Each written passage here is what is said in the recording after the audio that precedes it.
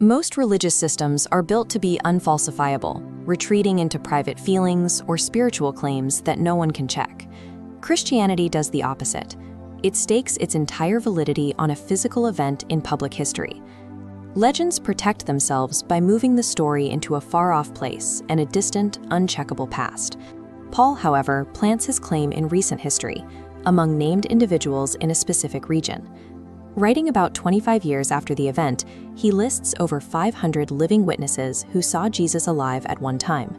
He points to a skeptical brother, a failed apostle, and himself, the movement's former enemy. He effectively says, "Go find them and ask them yourself." This approach invites verification. If an opponent in the first century could have produced a body or proven the tomb was occupied, the movement would have ended before it began. To understand why the church in Corinth struggled with this, you have to understand the air they breathed. The Greek world viewed the soul as the immortal, real you, while the physical body was a lower thing, a cage or a shell to be shed at death. Some members of the church tried to harmonize their new faith with these old assumptions.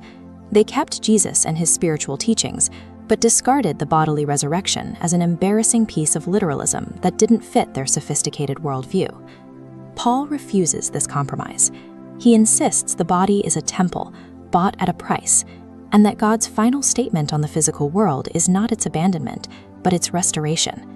In Paul's view, removing the physical resurrection unspools the entire gospel. The event is the foundation stone. Without it, the rest of the building has nowhere to stand. Paul traces the logic of the Corinthian position to its end. If the resurrection of the dead is impossible as a category, then Jesus himself stayed dead.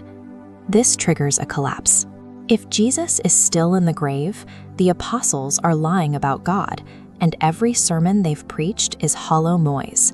The heaviest domino falls last. If the grave held on to Jesus, it proved that sin still had its claim. The cross accomplished nothing. The debt remains unpaid, and the believers are exactly where they started. If death retains its grip on Jesus, it retains its grip on everyone who trusted him. His moral teachings become merely the final words of a man who lost his battle with the grave, leaving his followers to be pitied for dedicating their lives to a corpse. But now Christ has been raised. With this statement, Paul pivots from the nightmare back to the historical report, snapping the fallen dominoes back into place. He explains the significance using the concept of first fruits. In Israel, the very first sheaf of the harvest was presented to God as a pledge. This single armful represented the entire field, functioning as a down payment that guaranteed the rest of the crop was on its way. God kept this appointment exactly. While families across Israel were bringing their first grain to the sanctuary, Jesus was walking out of the tomb. His rising was the first bundle of a harvest that includes everyone joined to him. The empty tomb functions as the Father's public declaration that the work at the cross was accepted. The answer to whether the payment for sin cleared came back on the third day, and the answer was yes. This history reframes how we view the end of life. Scripture treats death as an intruder, an enemy in a good creation God intends to destroy. This is why Paul describes believers who die as being asleep. It is a vocabulary of confidence. Sleep is temporary, restful, and concludes with a waking. Resurrection hope sets grief against a different horizon. It does not forbid tears, but it ensures those tears end in a sunrise rather than a wall. Because Christ is the first fruits, the enemy of death is now on a countdown. The thing that has haunted every human being is scheduled for permanent destruction. Paul funnels 57 verses of dense argumentation into a single practical command for ordinary life. Therefore, work. Because God is rescuing the physical world rather than discarding it, your physical obedience matters. You can afford to spend your life on things that don't have an immediate payoff.